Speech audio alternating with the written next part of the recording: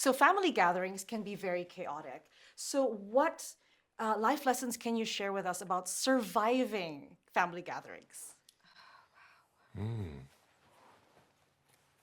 I have to learn to just stay quiet and not offer my opinion. And maybe realize that it's just a finite amount of time. Yes. It'll be over soon. That's right. Don't take it too seriously. That sort of thing. I focus on the grandparents too. Because, you know, it's Yeah. their time to really enjoy the family, so I try to focus on their experience.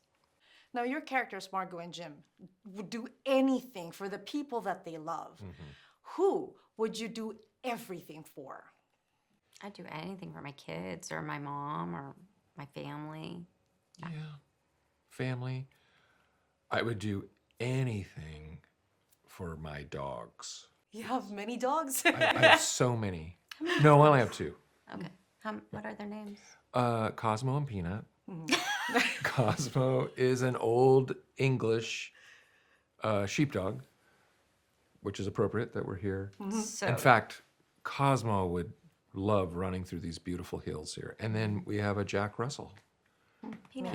Yeah.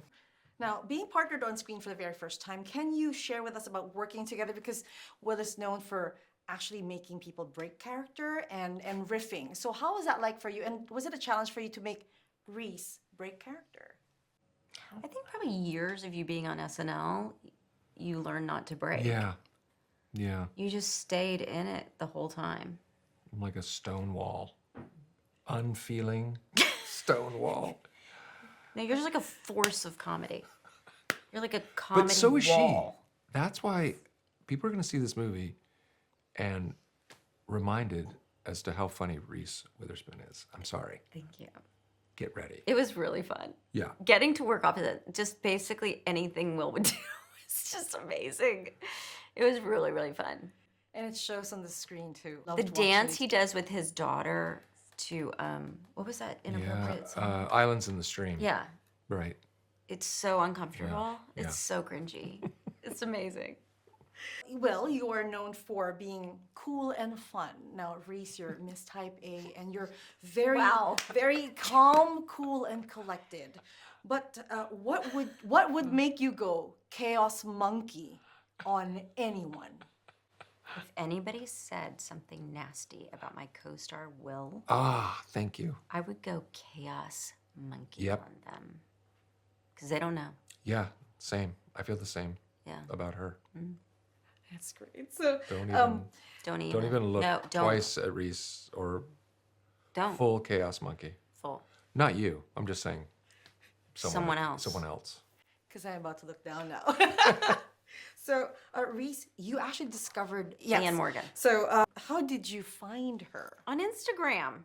So one of my friends from the South sent me her videos during COVID. And then I just got obsessed with watching her. And she would just talk into the camera about her bagels and her little mom and daddy. And Right. They're so little. She's just so little and mom and daddy. And she still calls you little Will Ferrell and little Reese Witherspoon. Right. You just, and I just thought there was something so authentic about her. And she's literally living her dream. Yeah. She's always wanted to be a comedian, and now she's at the very beginning of the most amazing comedy career. Right. And she's 56. Yeah. And she's just having this whole other chapter of her life, and it's really beautiful to watch her experience and her gratitude and her excitement. And to her credit, like first time on a movie set. Yeah. And like, and she just killed it. Like, She did. yeah. That's an intimidating thing to do, and which she expressed. Yeah, and she doesn't say bad words. So whenever they'd ask her to say bad words, she said, "I can't say that." Thank you so much for your time. Thank It you. was such Thanks an for honor coming meeting you. all the way out here. Yeah. Thank you for the All right. effort. So, Nick, on their own, Will and Reese are comedy geniuses. But what made you decide to put them together and make comedy gold? I had a feeling that they would have really good comic chemistry. They both have different kind of energies that complement each other. I'd wanted to work with both of them for years. And when I thought of this idea, I was like, oh, they'd be perfect for each other and really complement each other. And they did. So tell us about working with them Also, visually. he's tall and she's small, and that's always funny. You just want size differences. So tell us about working with them individually as your actors, as coworkers, and as friends. Yeah, I mean, they're both, as you'd imagine, given their stature, really professional and also just very warm, and both super funny. And they both also have very good instincts in terms of the emotional core of these characters. And so it was like, when I originally approached them, I remember originally Reese's character was getting married, and she said, "This doesn't really make sense. Like, who cares if I get married? Like, she was like, I think my sister should be getting married. I should care about my sister getting married." And I was like, "Oh, you're totally right." And it kind of clicked the whole movie into shape. So it was those sorts of instincts I really look for when I collaborate with talent. Will is known for making other actors break character, and of course riff. So how was he on your set? Oh, he's so funny, and we certainly did our share of improv, but I would say this movie was pretty scripted. There's I'd say it's like 80% scripted. There's so many characters in every scene. It's hard to do improv when there's like 5 characters in a scene. I would certainly yell out lines and stuff, that we had written beforehand. But it's pretty scripted, and then I use improv to kind of loosen it up a bit. So oftentimes writers write from experience. So what personal experience led you to write You're Cordially Invited? The concept, I've certainly never been to a double booked destination wedding. I got married, I'm married, I've been to weddings.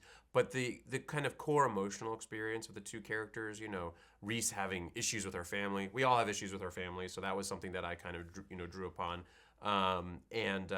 And then Will, I have 3 daughters, so Will having this very close relationship with his daughter. I thought early on, they need to be lonely characters. I was like, he should be a widower. And then I was like, it's funny if he's essentially the mom as well. He's like really into doing her hair and stuff. And I remember I briefly got into doing my girl's hair, which was a funny moment. They were like, "We don't want you to do our hair anymore." But it is a funny thing of like a dad of a daughter is just like a funny kind of character. So you're a girl dad. A girl dad. I'm a girl dad. Exactly. I should have a T-shirt that says it. So family gatherings, like in the movie, can be really chaotic. What life lessons can you share with us about surviving family gatherings? Just make sure to always eat snacks.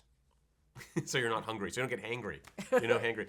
No, I mean, I think the movie is really about being honest and always talking to your family, even if you don't want to. It's much easier to do what Reese does in the movie and just be like, I'm never going to talk to my parents again. I'm never going to talk to my family again. But that's, with rare exception, that's not the right decision to make, I think, to have a happy life. So I think always trying to keep those avenues of communication open. The characters of Jim and Margot went overboard for the people that they love. Yeah. Who would you go and do everything for? I would do anything for my wife. I'd do anything for my daughters. I think is like, I feel like those are the people. But I think that all of like Will's behavior and Reese's behavior is, I could imagine behaving that way if I felt like my loved one's happiness was threatened in some way. Thank you so much for your time, sir, and congratulations on the movie. Cool. Thanks so much. Thank you. Thanks.